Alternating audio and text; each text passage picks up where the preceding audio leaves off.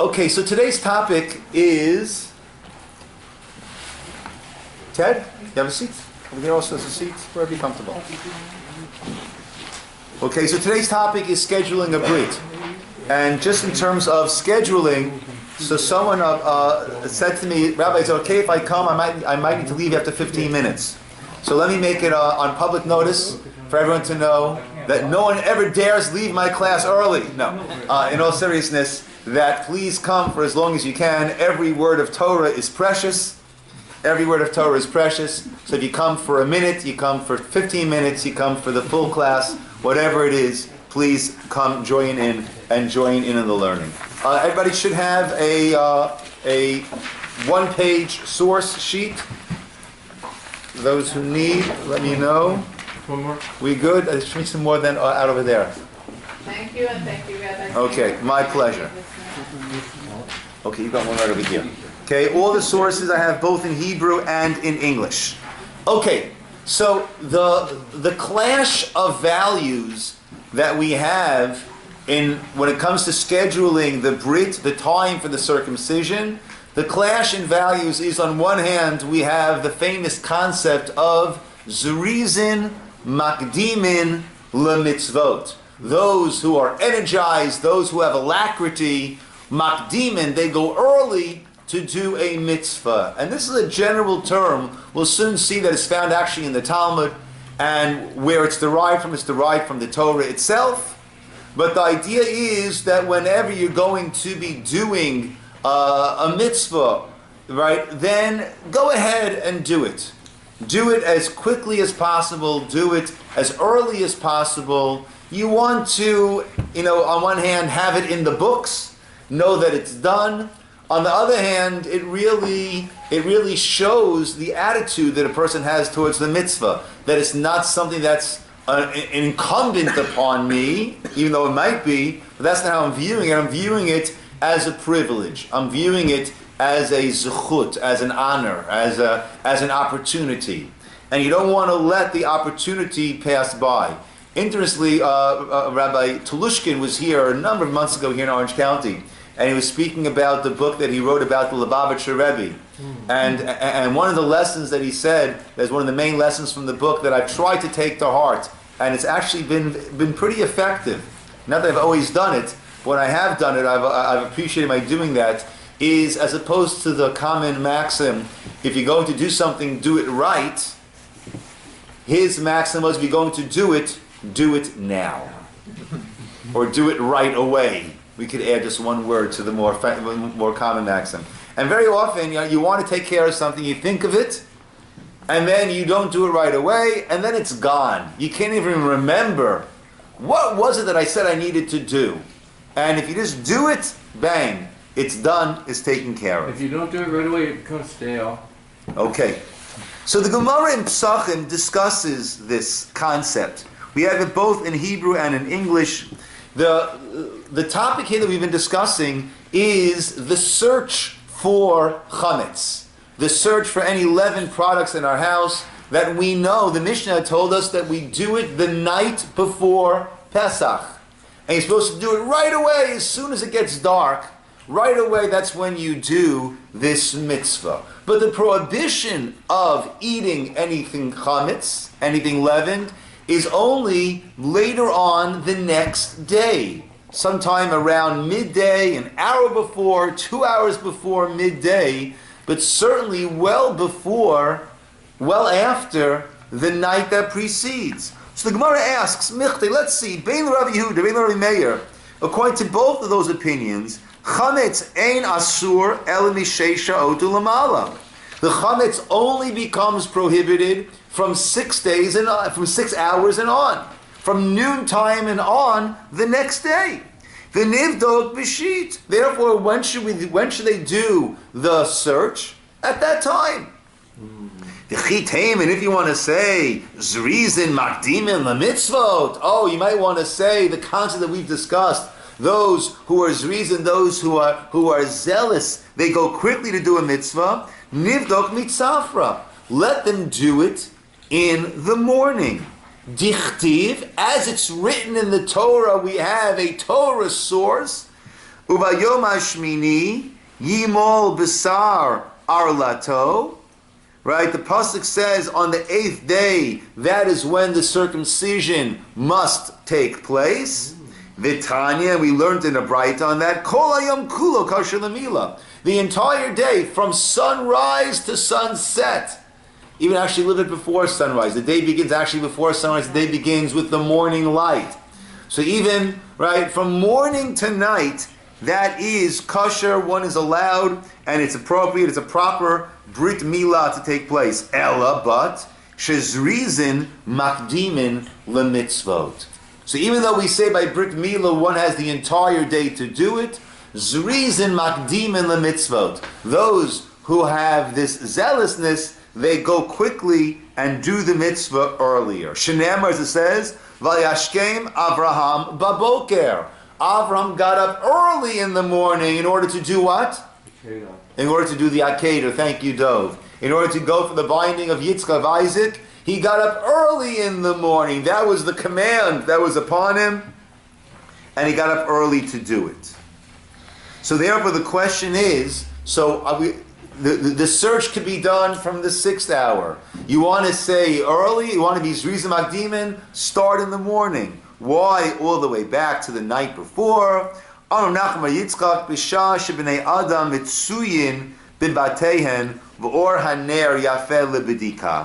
we say it's more of a practical issue.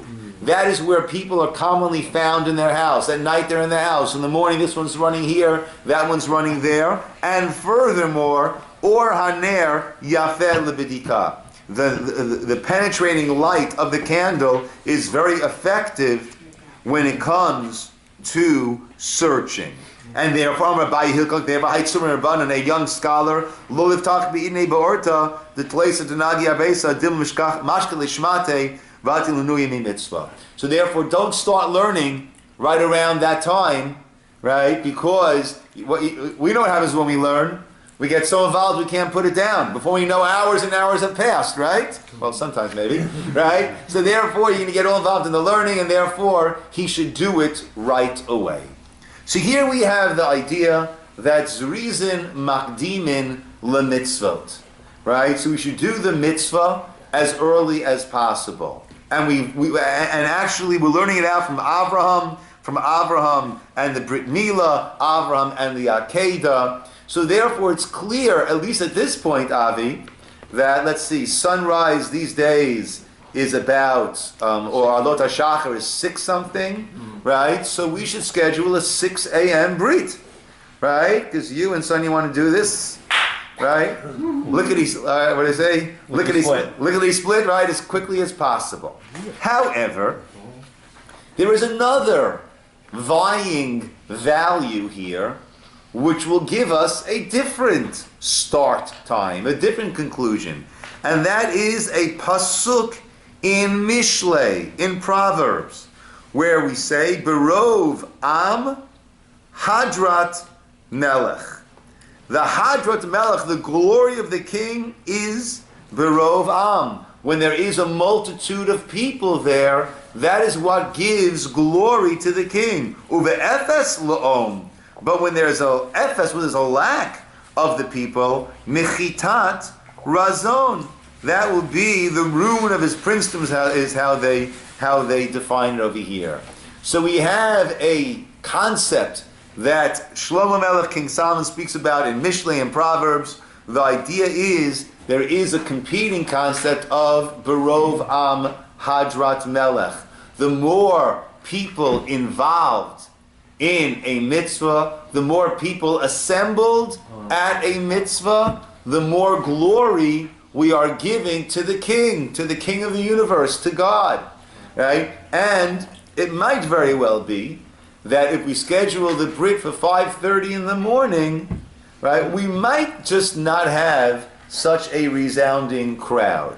And more practically speaking, very often a person schedules a Brit and family is coming, right? And they got to drive in, from San Diego, from Los Angeles, maybe from either further north, probably not further south, but further north than that, right? So therefore it's usually a lot easier, for everyone if we schedule the Brit an afternoon, early afternoon, even a late afternoon Brit. So how do we work with these two competing values? And don't think that this concept of Berov Am, of having a large assembly there, is a nice idea that's mentioned in Proverbs, in Mishlei, but it doesn't have actually practical halachic ramifications, because we're going to see, again, in Masechet Psachim, we're going to see there that it does have practical halachic ramifications. And this is talking about the actual preparation, slaughtering of the Korban Pesach, of the Paschal sacrifice, the Korban Pesach that took place on the day before Pesach. And everyone, the entire nation, is bringing their Korban Pesach. It's not one per person, it's brought by a group, but nevertheless there is an incredible amount. And therefore we learn that they open up the gates of the courtyard. We had this morning in our Daf Yomi, Ray, you're smiling. Right? They open up the gates of the courtyard, and people come in, and it fills up. And then there'll be 3 shifts of the nation coming in to do their Korban Pesach. Nichnasa Kat Rishona. So those who are following it, on the Hebrew, we're on the bottom of the first side. Those who are easier to follow in the English, then we're on the second side already. Nivasa Kat Rishona. The first group enters. Nitmala Ha'azara, and the courtyard fills up. Na'alu Daltot Ha'azara. At that point, they would close, they would lock the gates of the Azara, and whoever didn't make it in for that first shift will have to wait for the second or for the third. Tiku, Hariyu, Vitiku. And they would do a tekiah, a trua, and a tekiah, the blast of the shofar. HaKohanim omdim shurot. The Kohanim would stand in rows and rows. Ubi adeim, and in their hands were baziche kesef, ubaziche zahav, silver and gold vessels.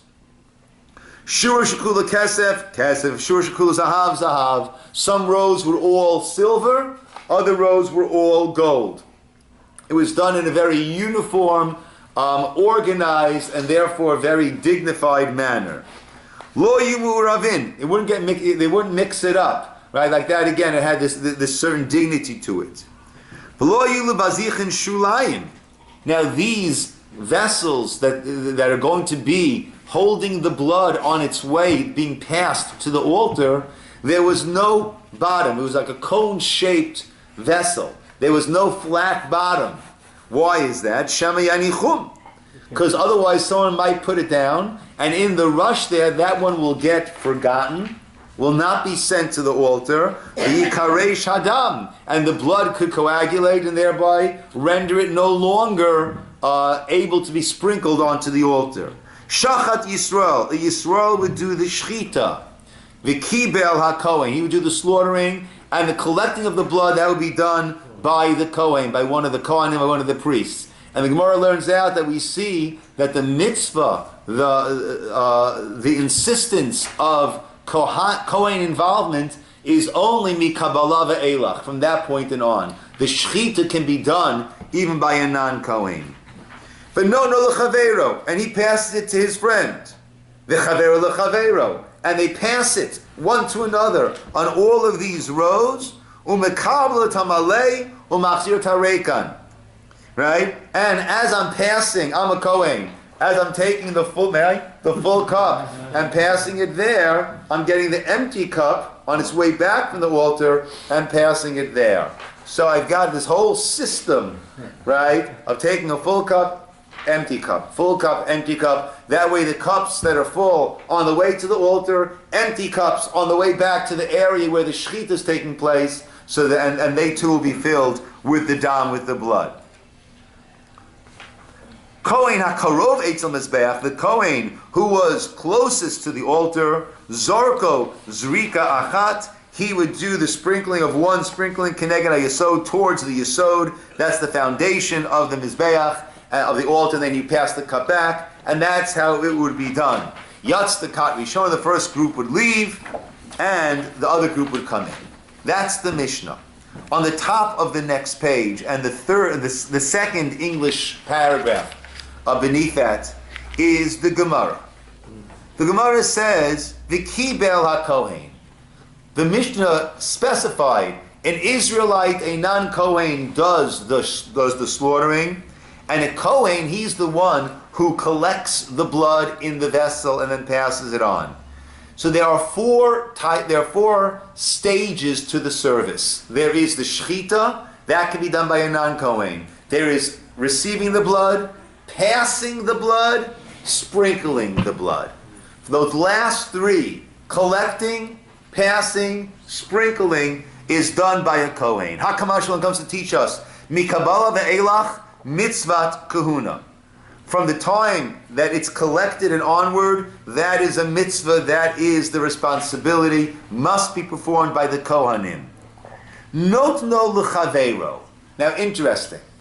We said there are four stages to the avoda. There's the shechita, there is the collecting, there is the moving it to the altar, and the sprinkling. Now, there's a general question, is holacha shelo beregel havi halacha?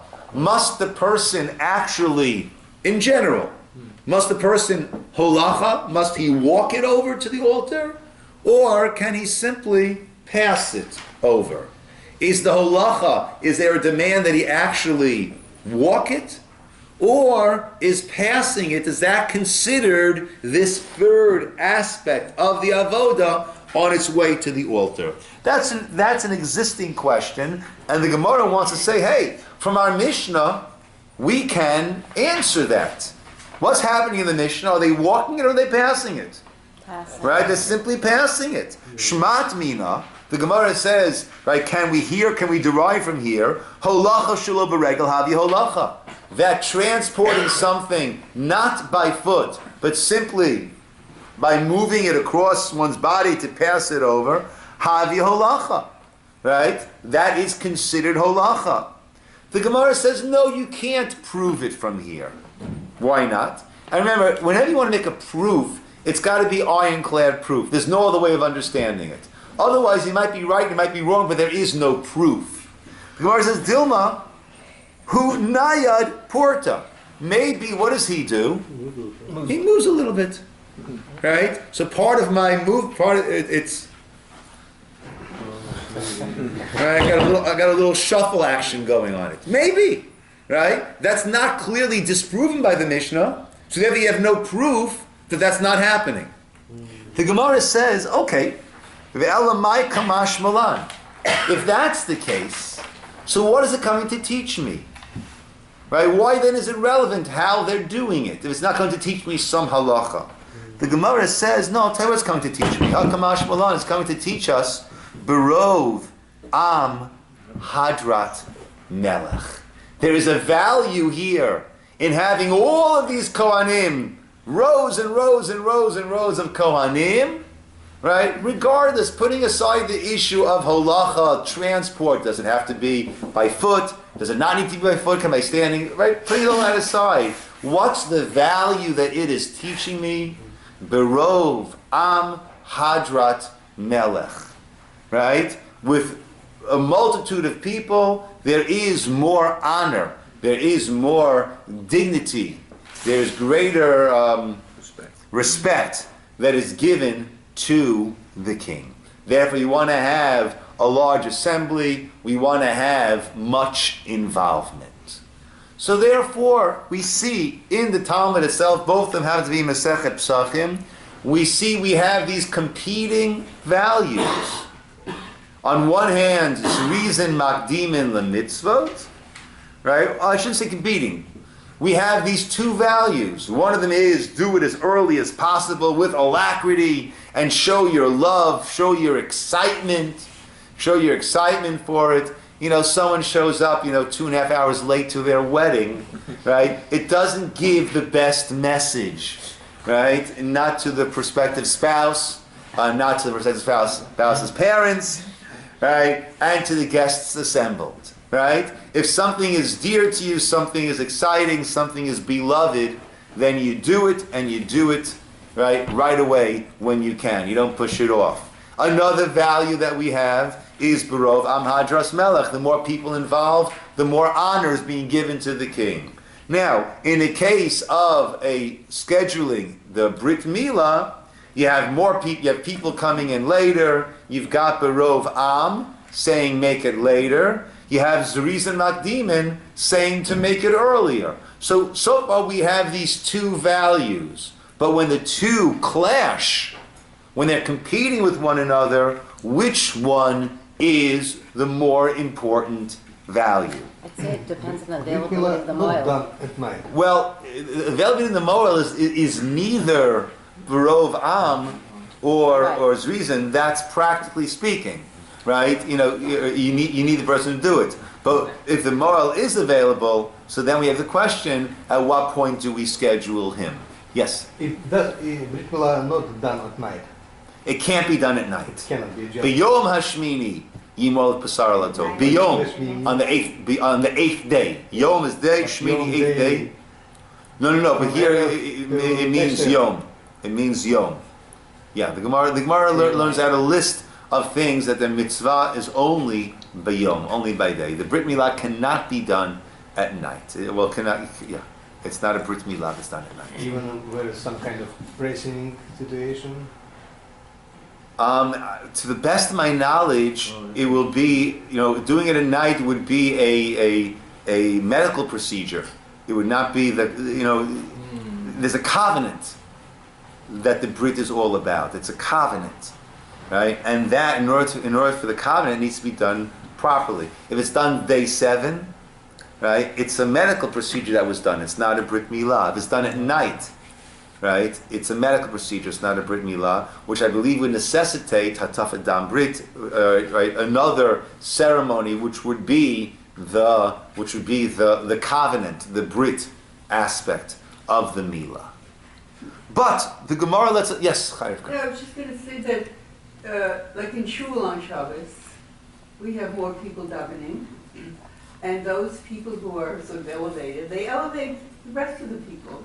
And so when you have more people, the chances of the prayers being elevated and more dynamic, more reaching to Hashem, is greater because we pull each other up.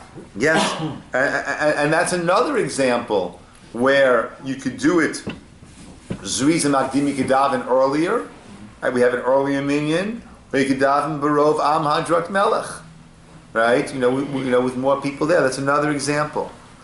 But actually, in the Gemara Rosh Hashanah, we have an example of a clash of these two values, and let's see what the resolution is. The Mishnah there, okay, so you have it both in Hebrew and in English. The Mishnah is the first of the line that's not cut off on the top over there. Thank you very much. Thank you. Baruch atah Adonai Eloheinu melech haolam shehakol niyah bidbaro. Amen. Ha'over lefnei ha'teva b'yontiv shel Rosh Hashanah. Okay, on Rosh Hashanah, we have the over lefnei ha'teva, literally the one who passes in front of the ark. That's what we call the shliach tzibur, the chazan. Okay, so the one who is leading the davening on Rosh Hashanah. Hasheni matkia. It's the second person leading who does the tekiah.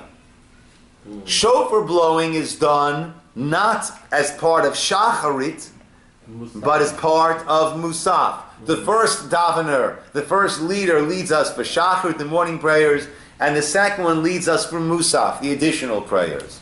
So Tkiyah Shofar takes place as part of Musaf, Ubishat HaHallel, and at the time of Hallel, right? Rosh Hashanah is not a time for Hallel, but on the holidays that we do say Hallel, Harishon Mikareit HaHallel. There, Hallel is part of Shacharit. So Hallel is part of Shacharit, Shofar blowing is part of Musaf. And the Gemara wants to know, why is there this inconsistency? Right? Ma'ishna sheni matkiya. The Gemara asks, well, why is it that it's the second one who does tekiyat shofar? Why do we wait to blow shofar until about 11 o'clock, right, when we're davening Musaf? Mishum Dvarov Am Hadrat Melech. It would seem the reason we push that off is because of the value of Rov Am. The more people there, the more honor, respect to the king. If that's the case, though, Hallel Nami, Nema B'Sheni. Then let Hallel also be said as part of Musaf by the second davener, Mishum Dvarov Am Hadrat Melech. Because the more people there, the more honor to the king.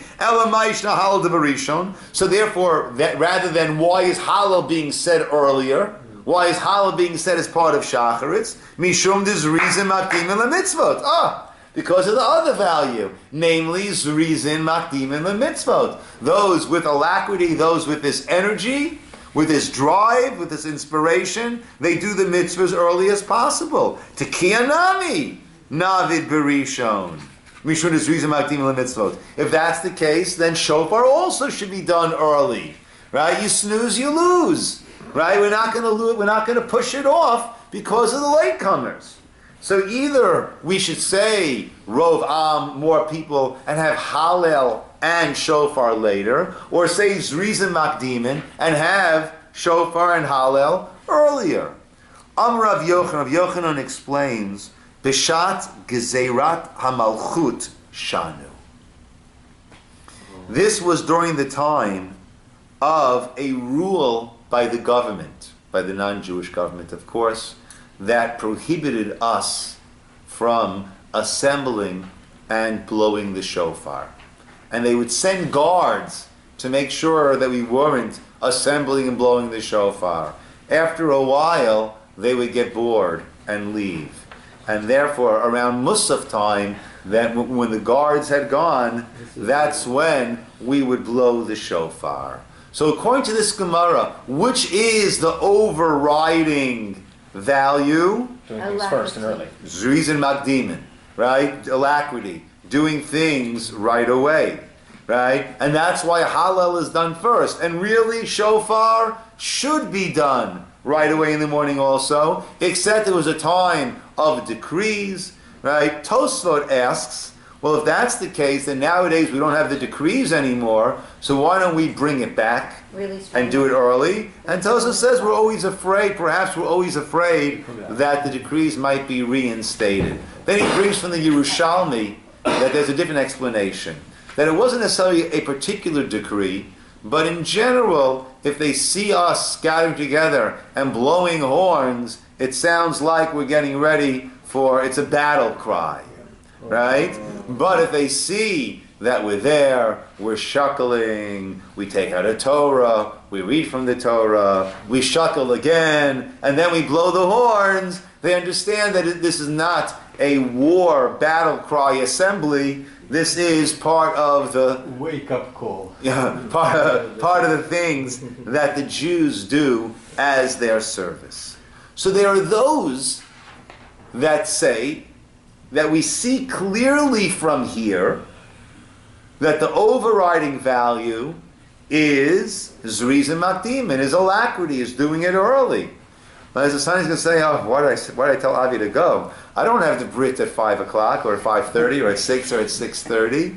But it's interesting, because there is another approach. And this is Rav Reisman from Los Angeles. See Reisman, I don't know who he is. Right? But he saw in the Sefer Ratz Ketzvi, in the Shalat V'Tshuvos, in the responsa of Makor Chaim, L'lamed zchut ala minhag, to justify the custom that many have to push off the Brit even until after Chatzot, even until after midday, right? Normally, I would say normally, we'll have the Brit in the morning, right, after davening, if davening finishes 7:30, we'll call it for 7:30 or 8 or 8:30. Actually, that usually works best in terms of people being able to attend and still get to work. Right? I would say that's still within the realm of Zrizim Makdimin, doing it pretty early in the morning.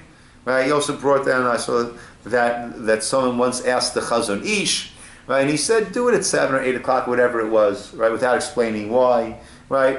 I would imagine that fits into the Zrizim Makdimin. You're doing it early morning, do it early morning, but you're also accommodating that people can attend. However, he says something very interesting. In order to justify those who do it even after Chatzot, why are they Chatzot meaning midday? Why do they do it after midday? Because you want to have more attendees. Okay? But we just said that it's clear from the Gemara that we saw in Rosh Hashanah that Zrizim Makdimin, the alacrity, overrides the attendees. So what is the justification for it? So he said it's not really a clear proof from the Gemara. Why? Because the Gemara said that in regard to Tkiyat Shofar, where it's not clear that the Rov Am, over there, do we know we'll have more people? Do you know for sure you'll have more people at the later blowing than the earlier blowing? No. No, some people come late, some people leave early, some people don't come, some people stay the whole time, right? So therefore, it's not an ironclad, right? Definitely Rov Am, right? As opposed to doing it early, right? So therefore, what we have is a definite Zrizin, a definite alacrity, that's right. And what's competing with it? Maybe there'll be more people. So a maybe more people will not override a definite Zrizin, a definite alacrity. But let's say in the case of a Brit, right? Because that more people will be able to attend. If I'm calling it for 7:30, the LA people, the San Diego people will not come, will not be able to come. If I'm calling it for 10 o'clock, I'm calling it for 12 o'clock, I'm calling it for 1 o'clock, I'm calling it for 2 o'clock, I know for sure that people will be able to come. Then he says it's possible that when I've got both vadais, both are definite, then it's not clear from the Gemara which one is the overriding value. And therefore one can be justified in having the smaller Brit earlier, one can be justified in having a larger, well-attended Brit later. In the Brit Milah, which when we have meal after that, and Birkat Hamazon and all this additional brachot, right? This is actually part of the whole Brit Milah event. Yes. So it looks like, especially when working people, at the midday, you cut it off, forget about work, now you're completely with the Brit Milah. In the morning, you're still thinking how I can get back. Certainly if it's not going to be, well, so that's an interesting point, right? Maybe the afternoon is going to be, right? So if it's going to be a suffix, Burov Am, we're not sure will it be more people or not, then at worst the Gemara, the best justification for the Gemara is to say that that's only a suffix, and that's why it's overridden. That's only a possible Rov Am, and therefore it is overridden by this reason, right? If in the Brit Milah, once again, we've got ourselves a suffix Rov Am, a suffix, perhaps more people will come, perhaps not, then certainly we'd have to go with the Zrizim Makdimin. But in a case where I know the family can only get here at 10 o'clock, at 11 o'clock, they can only get here at 2 o'clock, whatever it is, so then there is a justification for those who want to wait until that point. Also, on Brit Milah, we don't invite. We just announce, but don't invite. Yes. Yes, and why right. is that? You don't want to lock someone in case they can't come, right? You don't want them you don't want them refusing to attend a mitzvah like that. So we inform. Rabbi, is there a minimum? Because I know in Israel, a Brit is a Brit. A lot of them even do, There's a doctor, a rabbi in Bnei Brak. They do it in the office. Immediate family, mother, father, Right. and then they do the thing later on, the party. There is no need to have a minyan there at the Brit Milah. So I had the privilege of accompanying a man in his late 60s, a Russian man, who went for a Brit Milah, and it was done by a Moel with a doctor in a doctor's office and a doctor in attendance. And there was no minyan inside there. There's no minyan outside there either. Now, usually when someone does a Brit, they get the moil, and the moil tells them what is the, they ask them what's the best, morning, afternoon. The moil will instruct them. Well, the Moel will see what his schedule allows for, Okay. but the question is, what should the family, ideally be requesting? Yeah. You want to say something before? So there's also the one other place where it's not really Amav, it's two other competing mitzvot with the early factor is like on Shabbos when the father has the obligation to say Shachrit and Musaf. I mean, on weekdays usually Shachrit is early enough that 8 a.m. or 9 a.m. Okay, so in such case like that, we have another rule. When there's a mitzvah, if you have two mitzvot at the same time, one of them the time is running out on it, the other one the time is not running out on it. So you do the one that the time is not running out. Exactly. So in that case, then Amrav, I mean, you just if you happen to have your baby ready on Saturday, you just kind of luck out that it will be at lunch, if the oil is available. Okay, yes. Rabbi, going back to the shofar, in Rosh Hashanah, that's why they announced that Shabbat before, at what time is going to be sound the shofar. Right, so people can, that's why that goes on, that's a good point, that's why that goes on the calendar. So hopefully people will actually rov amit and be sure to be here for that. That is correct. Okay, my friends, we'll call it over here. I have benching. Those can leave that. Yeshikoach, everybody. Thank you, Joe.